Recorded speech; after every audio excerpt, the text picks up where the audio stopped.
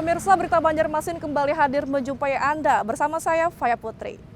Sejumlah berita aktual dan beberapa informasi menarik lainnya telah kami siapkan untuk Anda. Berikut berita utama.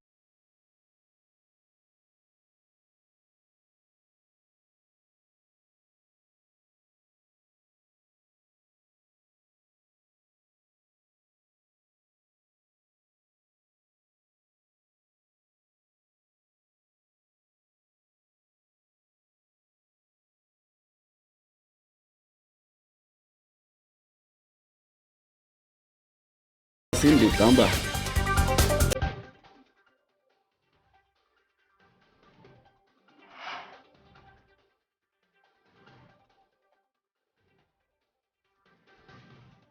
Terkendala pembebasan lahan, pembangunan jembatan HKSN diperkirakan molor.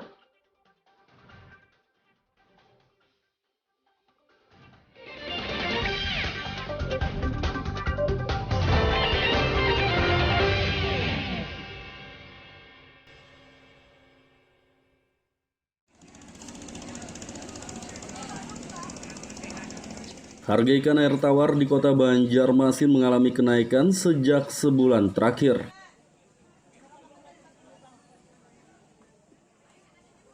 Terpantau pada akhir pekan lalu di UPTD Pendaratan Ikan kawasan RK Ilir, Banjarmasin Selatan, ikan air tawar jenis gabus, betok, seluang, dan patin harganya naik dari kisaran Rp2.000 hingga Rp10.000 per kilogram.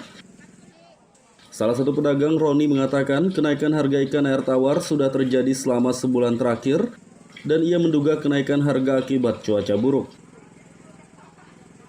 Ikan jenis sungai seperti patin mengalami kenaikan nggak, Pak? Kenaikannya dari harga berapa ke berapa, Pak? Dari 21 menjadi 26 ke...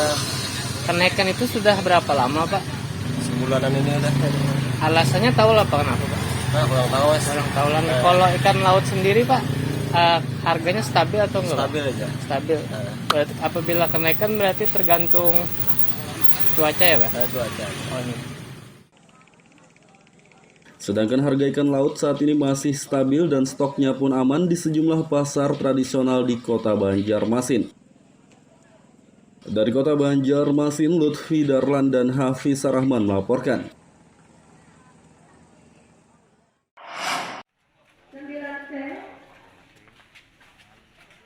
Pembelajaran tatap muka PTM terbatas untuk tingkat sekolah dasar SD dan sekolah menengah pertama SMP di kota Banjarmasin akan ditingkatkan. Kepala Dinas Pendidikan Kota Banjarmasin, Totok Agus Daryanto, mengatakan pihaknya akan meningkatkan PTM terbatas SD dan SMP dengan menambah jam belajar. Menurutnya penambahan jam belajar ini bertujuan untuk memaksimalkan waktu belajar siswa di sekolah. Memang kita rencanakan di tahun semester ke depan, Mas. Jadi kalau memang tidak terjadi lonjakan dan apalagi kita posisi level 1, tadi saya juga bicara dengan Pak Kandides, katanya memang mungkin boleh jadi dalam tentang 2 minggu ke depan kita bisa level 1. Nah kalau seperti itu nanti kita akan coba rumuskan kembali kebijakannya. Jadi kalau memang memungkinkan ya anak-anak kan kembali seperti mungkin bibitnya itu dalam satu hari bersih tetap, tetapi setiap hari dia turun. Nah, mungkin itu artinya rencana ke depannya seperti itu. Tapi kalau di tahun 2022 sampai di akhir di awal semester depan memang kondisinya baik, kita kan 100%. 100% untuk pembelajaran tetapi dengan protokol kesehatan. Yang bersih tapi setiap hari turun itu seperti contohnya SMP 1 ya, Pak? Ya, SMP 1 kan dia melaksanakan seperti itu. Ya, jadi setiap hari kan misalnya 3 jam pagi, 3 jam siang. Nah, seperti itu. Penambahan jam belajar PTM SD dan SMP di kota Banjarmasin rencananya akan mulai diterapkan pada Januari 2022 mendatang. Dari kota Banjarmasin, Lutfi Darlan dan Fudael melaporkan.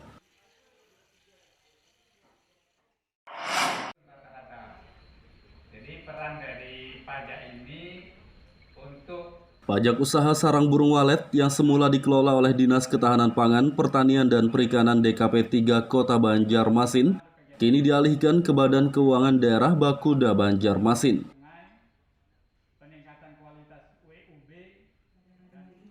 Pihak Bakuda Banjarmasin pun menggelar sosialisasi terkait pemindahan pengelolaan pajak tersebut pada akhir pekan lalu. Sosialisasi yang berlangsung di salah satu hotel di Banjarmasin itu dihadiri para pengusaha burung walet, notaris, PPAT, dan lurah sekota Banjarmasin.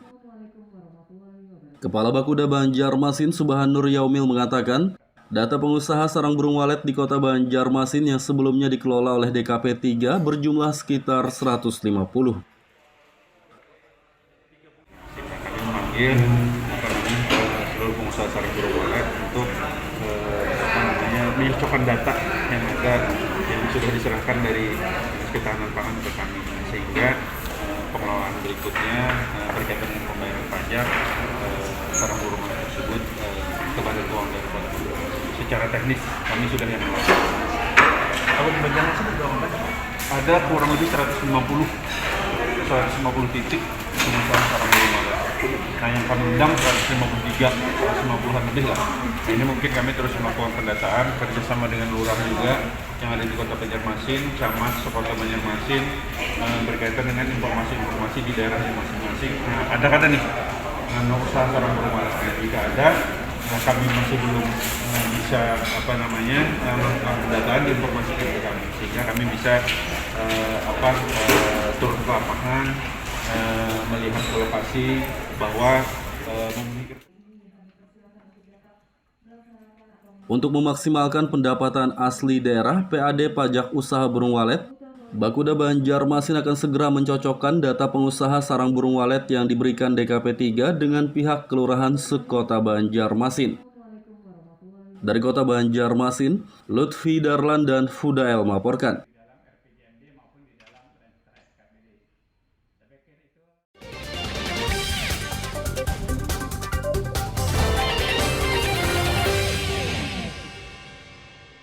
Pemirsa, masih bersama kami dalam Berita Banjarmasin.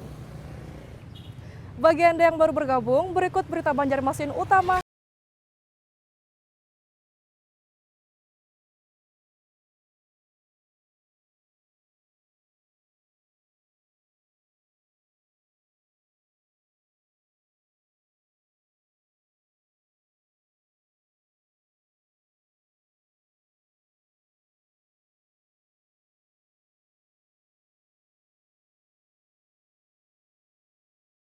Ditambah.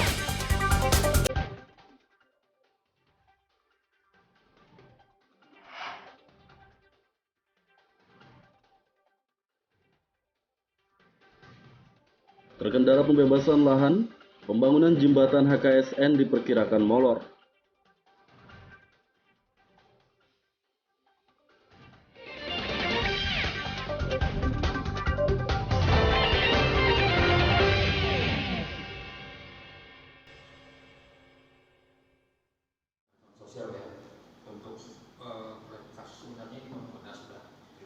Revisi Peraturan Daerah Perda Nomor 13 Tahun 2008 tentang pencegahan dan penanggulangan kebakaran kembali dibahas oleh Panitia Khusus Pansus DPRD Kota Banjarmasin.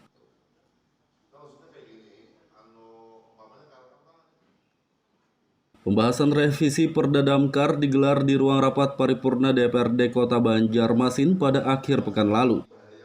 Ketua Pansus Perda Damkar DPRD Kota Banjarmasin, Hari Kartono mengatakan, dalam rapat ketiga revisi Perda Damkar ini pihaknya membahas persiapan Dinas Damkar yang rencananya akan berdiri sendiri pada tahun 2022 mendatang.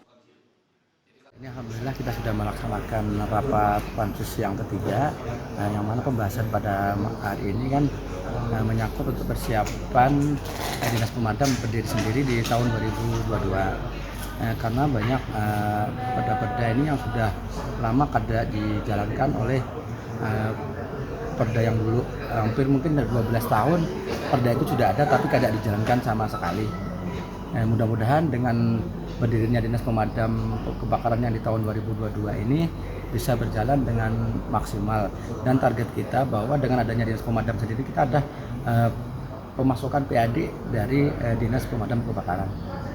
PAD-nya itu belum ada. PAD-nya mungkin nanti ada masalah dari perizinan gedung-gedung, mungkin dari perusahaan-perusahaan yang hendak membangun.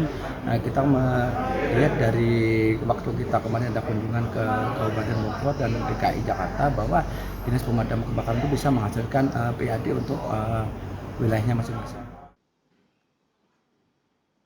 Heri Hartono berharap Dinas Damkar dapat memaksimalkan pendapatan asli daerah PAD Kota Banjarmasin seperti Dinas Damkar di Jakarta. Dari Kota Banjarmasin, Lutfi Darlan dan Zuanda Adriani melaporkan.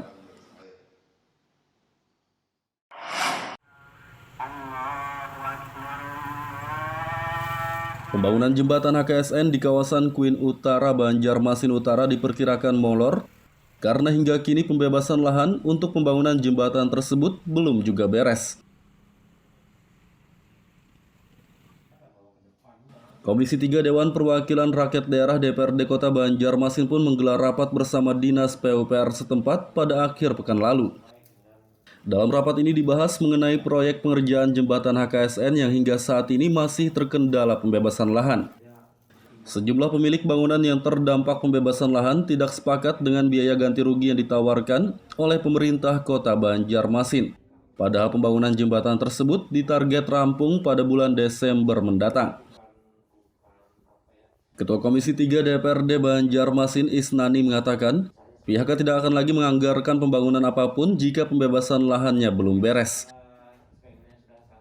Bahwa untuk masalah lahan saya kira sesuatu yang menjadi hal awal untuk satu pembangunan, di mana kalau tidak ada pembebasan yang clear and clean, tentunya kami dari Dewan tidak akan lagi mau menganggarkan pembangunan itu sendiri, dikarenakan hal ini juga menjadi satu problem yang cukup panjang dan menyita waktu, dan dari segi pemanfaatan misalnya pembangunan sendiri menjadi terkendala.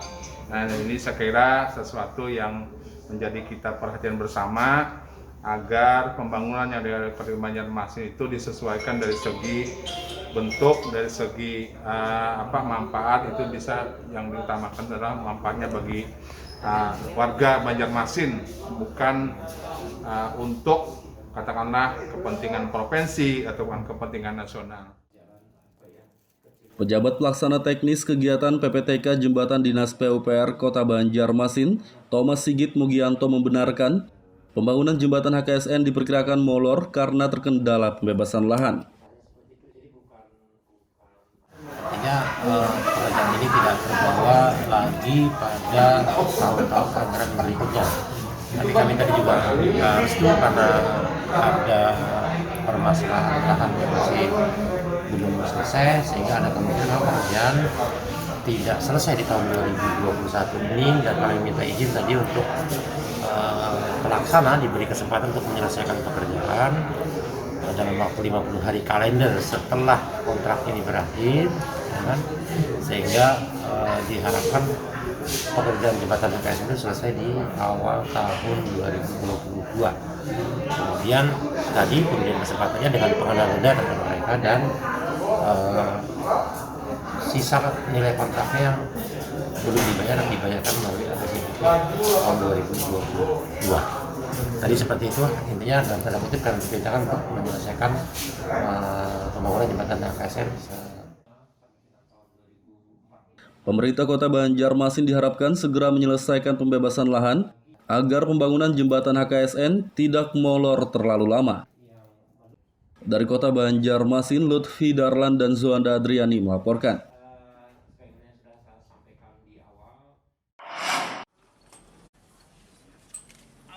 Pembangunan Rumah Sakit Umum Daerah RSUD Datu Sanggul Baru di kawasan Trantang, Tapin Utara kini sudah mencapai 74%. Bupati Kabupaten Tapin, Arifin Arpan bersama jajaran Forkopimda setempat meninjau pembangunan RSUD Datu Sanggul pada akhir pekan lalu. Arifin Arpan mengatakan tujuannya meninjau proyek pembangunan RSUD Datu Sanggul Baru untuk memastikan pengerjaannya berjalan dengan lancar dan baik. Ini pembangunan bahwa sudah mencapai 74%. Jadi kalau sesuai dengan isinya Skidul itu sudah 5% naik, melebihi. Nah mudah-mudahan nanti kan isinya di bulan Desember itu selesai dengan pendukungnya. Tapi namanya kita membangun rumah pun isinya pasti ada kurangnya, apalagi rumah sakit. Nah itu tetap kita pantau. Apalagi tadi di dalam ruangan waktu kita diskusi juga kita sampaikan yang menjadi kekurangan itu mungkin isinya pemerintah daerah tetap isinya menindaklanjutinya.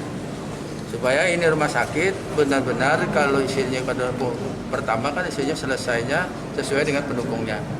Yang kedua, kalau sudah selesai Pembangunan rumah sakit Datu Sanggul baru yang menelan anggaran 125 miliar rupiah ini ditarget rampung pada akhir tahun 2021 mendatang. Dari Kabupaten Tapin, Lutfi Darlan dan Abdillah melaporkan.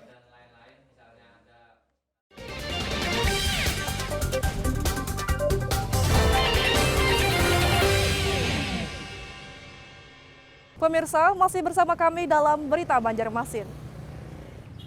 Bagi Anda yang baru bergabung, berikut Berita Banjarmasin utama hari ini.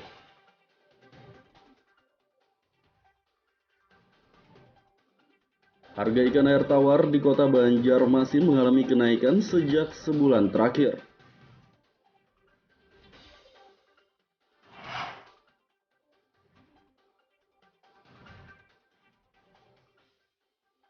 Jam belajar PTM terbatas tingkat SD dan SMP di kota Banjarmasin ditambah.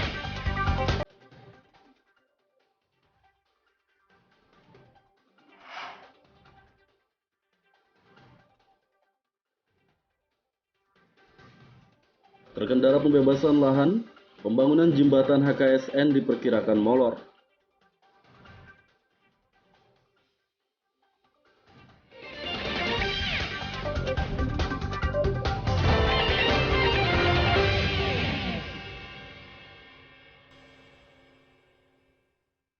yang sudah membantu kita semua. Salam hormat ya untuk semua. Pada momen Hari Kesehatan Nasional HKN ke-57, Dinas Kesehatan Dinkes Kota Banjarmasin meluncurkan speedboat ambulans.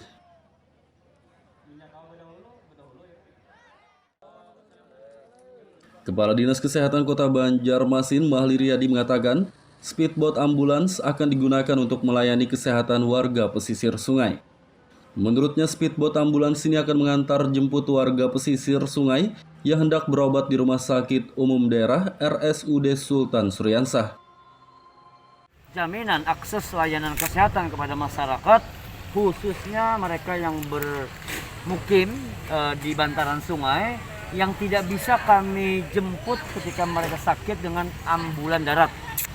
Mereka yang melahirkan barangkali, yang tidak bisa ambulan ini masuk, yang perlu rujukan ke rumah sakit, sehingga dengan adanya ambulans sungai ini, karena Banjarmasin ini terkenal dengan kota 1000 sungai, dan rumah sakit kita ada di pinggir sungai, tentu untuk melengkapinya harus ada ambulans sungai.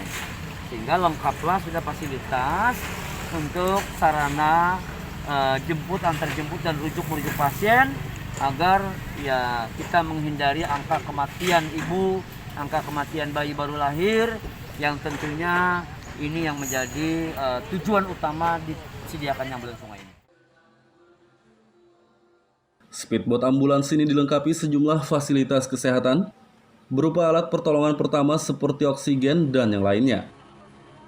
Dari Kota Banjarmasin, Lutfi Darlan dan Fudael melaporkan.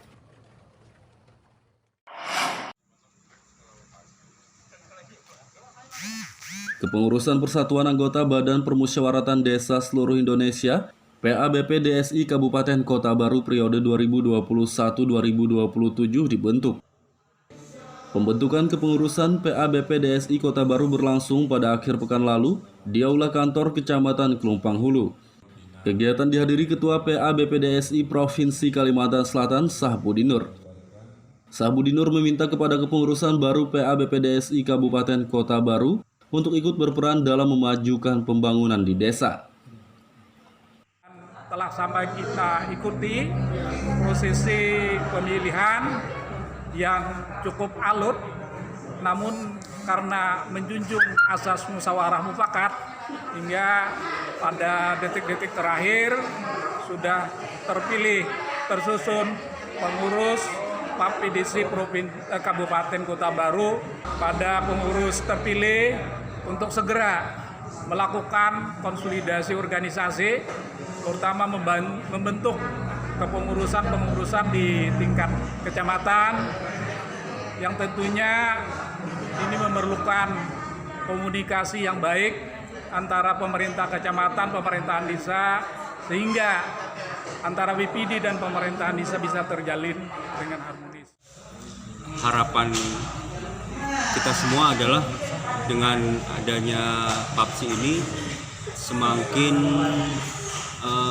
menyatukan visi dan misi semua anggota BPD, memahami tugas dan tanggung jawab dan berperan aktif di masing-masing desa. Semoga apa yang menjadi program dari desa juga adalah menjadi programnya anggota BPD. Anggota BPD itu programnya adalah mensukseskan program pemerintahan desa. Bagaimana caranya supaya kita selaras dengan pemerintahan desa? Tentunya ini akan menjadi sharing di antara teman-teman dari berbagai desa yang ada di Kabupaten Kota Baru ini. Seluruh pengurus PA BPDSI Kota Baru juga diharapkan dapat bersinergitas dengan semua pihak dan segera melakukan konsolidasi untuk menyusun program-program yang akan dilaksanakan. Dari Kabupaten Kota Baru, Lutfi Darlan dan Fauji Rahman melaporkan.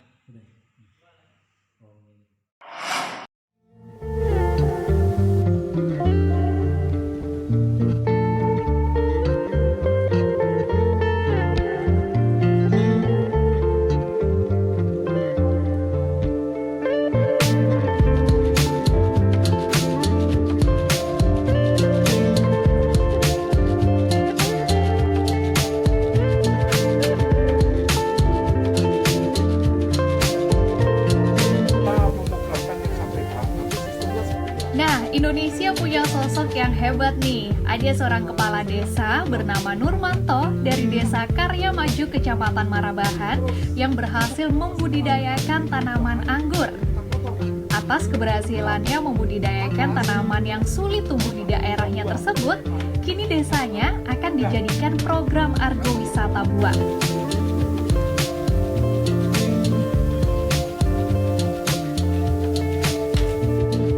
Keberhasilan Nurmanto membudidayakan tanaman anggur awalnya dicoba di Kota Banjarbaru.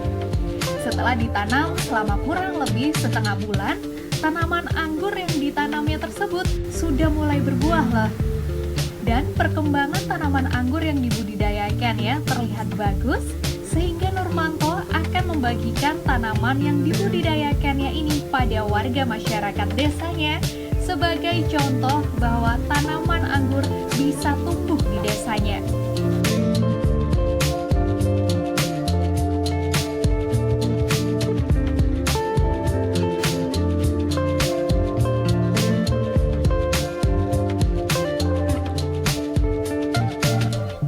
Untuk membasmi hama, Nurmanto tidak menggunakan bahan kimia. Ia menanam tumbuhan hutan yakni kantong semar sebagai insektisida alami untuk tanaman anggurnya.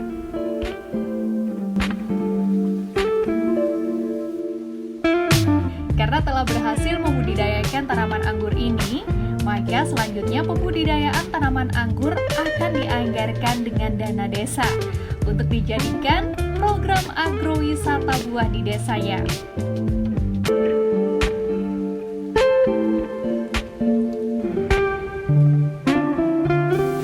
Kami terapkan di Banjarbaru setelah buah, langsung kita terapkan di Desa Karya Maju. Tujuannya yaitu untuk meningkatkan kesejahteraan masyarakat.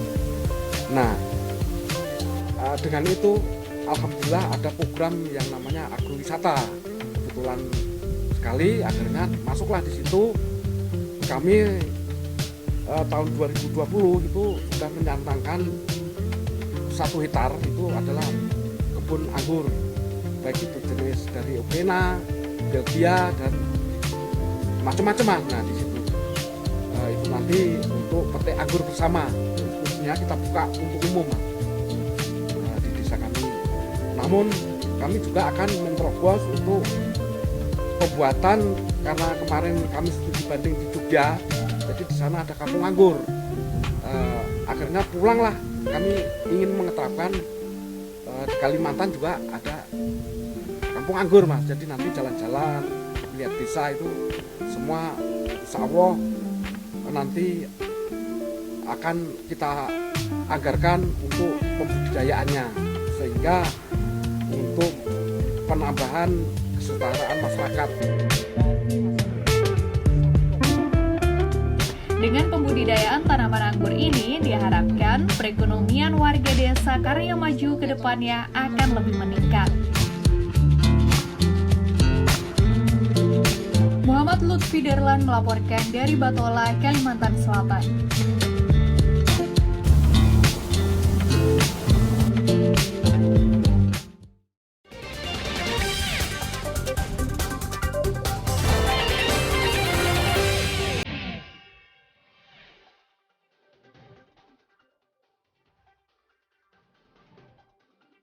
Harga ikan air tawar di kota Banjarmasin mengalami kenaikan sejak sebulan terakhir.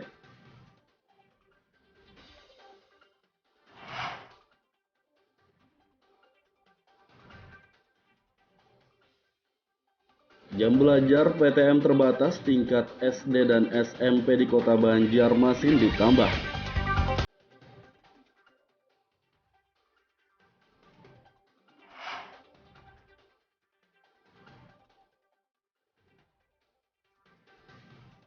Terkendala pembebasan lahan, pembangunan jembatan HKSN diperkirakan molor.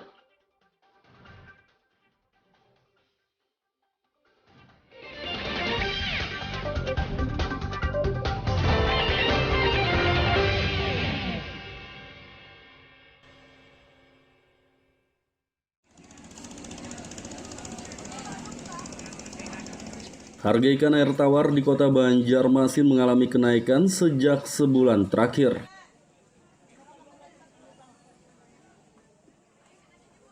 Terpantau pada akhir pekan lalu di UPTD Pendaratan Ikan kawasan RK Ilir, Banjarmasin Selatan, ikan air tawar jenis gabus, betok, seluang, dan patin harganya naik dari kisaran Rp2.000 hingga Rp10.000 per kilogram. Salah satu pedagang, Roni, mengatakan kenaikan harga ikan air tawar sudah terjadi selama sebulan terakhir dan ia menduga kenaikan harga akibat cuaca buruk. Ikan jenis sungai seperti patin mengalami kenaikan nggak, Pak? Kenaikannya dari harga berapa ke berapa, Pak? Dari 21 menjadi 26 saya. Kenaikan itu sudah berapa lama, Pak? Sebulanan ini udah. Alasannya tahu lah Pak, kenapa, Pak? Nah, kurang tahu Mas. Kurang tahu lah. Kalau ikan laut sendiri, Pak, harganya stabil atau enggak? Stabil aja. Stabil. Berarti apabila kenaikan berarti tergantung cuaca ya, Pak? Cuaca. Oh, ini. Sedangkan harga ikan laut saat ini masih stabil dan stoknya pun aman di sejumlah pasar tradisional di kota Banjarmasin. Dari kota Banjarmasin, Lutfi Darlan dan Hafiz Rahman melaporkan.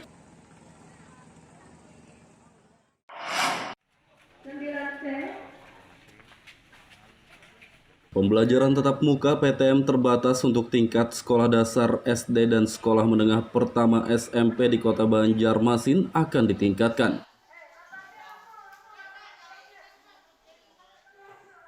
Kepala Dinas Pendidikan Kota Banjarmasin, Totok Agus Daryanto, mengatakan pihaknya akan meningkatkan PTM terbatas SD dan SMP dengan menambah jam belajar.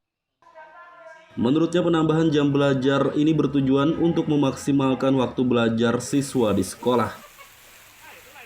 Memang kita rencanakan di tahun semester ke depan, Mas. Jadi kalau memang tidak terjadi lonjakan dan apalagi kita posisi level 1, tadi saya juga bicara dengan Pak Kandides, katanya memang mungkin polisi itu dalam tentang 2 minggu ke depan kita bisa level 1. Nah kalau seperti itu nanti kita akan coba rumuskan kembali kebijakannya. Dan kalau memang memungkinkan ya anak-anak kan kembali seperti mungkin bisiknya itu dalam 1 hari bersih tetap, tetapi setiap hari dia turun. Nah, mungkin itu artinya perencana ke depannya seperti itu. Tapi kalau di tahun 2022 sampai di akhir di awal semester depan memang kondisinya baik, kita kan 100% untuk pembelajaran, tetapi dengan protokol kesehatan. Yang besut tapi setiap hari turun itu seperti contohnya SMP 1 ya Pak? Ya, SMP 1 kan dia melaksanakan seperti itu. Ya, jadi setiap hari kan misalnya 3 jam pagi, 3 jam siang. Nah, seperti itu. Penambahan jam belajar PTM SD dan SMP di Kota Banjarmasin rencananya akan mulai diterapkan pada Januari 2022 mendatang. Dari Kota Banjarmasin, Lutfi Darlan dan Fudael melaporkan.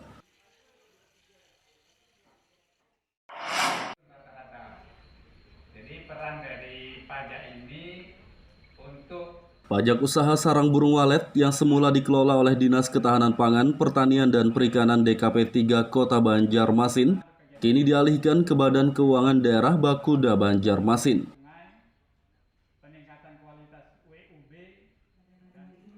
Pihak Bakuda Banjarmasin pun menggelar sosialisasi terkait pemindahan pengelolaan pajak tersebut pada akhir pekan lalu. Sosialisasi yang berlangsung di salah satu hotel di Banjarmasin itu dihadiri para pengusaha burung walet, notaris, PPAT, dan lurah sekota Banjarmasin. Kepala Bakuda Banjarmasin Subhanur Yaumil mengatakan, data pengusaha sarang burung walet di Kota Banjarmasin yang sebelumnya dikelola oleh DKP 3 berjumlah sekitar 150. Memanggil seluruh pengusaha sarang burung walet untuk menyocokkan data yang ada yang sudah diserahkan dari Dinas Ketahanan Pangan ke kami, sehingga pengelolaan berikutnya berkaitan dengan pembayaran pajak sarang burung walet tersebut kepada keuangan daerah. Secara teknis kami sudah yang melakukan. Kalau di Banjarmasin ada kurang lebih 150 titik pengusaha sarang burung walet. Nah, yang kami undang 150-an lebih lah. Nah, ini mungkin kami terus melakukan pendataan kerjasama dengan lurah juga yang ada di Kota Banjarmasin, camat sekota Banjarmasin, berkaitan dengan informasi-informasi di daerah masing-masing. Nah, ada nih usaha sarang burung walet. Jika ada, kami masih belum bisa melakukan pendataan dan informasi ke kami, sehingga kami bisa turun ke lapangan, melihat ke lokasi bahwa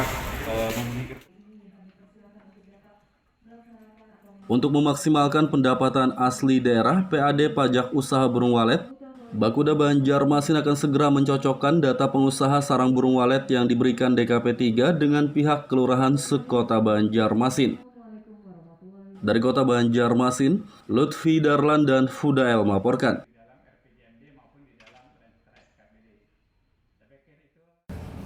Pemirsa, informasi tadi sekaligus menutup perjumpaan kita kali ini. Saya Faya Putri beserta redaksi mengucapkan selamat beraktivitas. Sampai jumpa.